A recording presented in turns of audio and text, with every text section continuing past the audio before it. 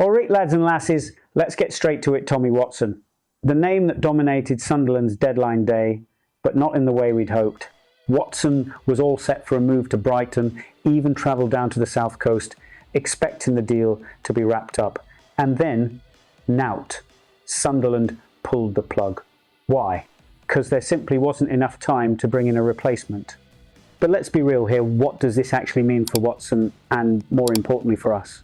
This whole saga has left us in a proper awkward spot. The club were clearly open to selling him, but only if they had a backup plan. Watson, on the other hand, was that keen to leave that he went down south before the deal was even done. That tells you everything about where his head's at. And now we've got a player who knows the club were happy to cash in and a club that knows the lad was more than ready to pack his bags. Awkward. This can go one of two ways. Best case scenario, Watson takes this as motivation, gets his head down and fires us towards promotion. But let's not kid ourselves. If he was willing to force a move, his heart might already be elsewhere. And the last thing we need right now is a player who's mentally checked out when we're fighting for the Premier League. Then there's the contract situation, other elephant in the room.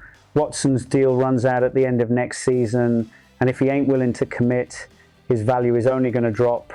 By the summer, we won't get anywhere near the £13 million that Brighton were offering. So here's the big question: was keeping him the right call, or have we just held on to a player who could be a distraction for the rest of the season? And let's not forget Sunderland have been doing just fine without him. Watson ain't played since mid-December, and we're still right in the mix for automatic promotion. With Enzo Lafay coming in, it's not like we're desperate for more attacking options.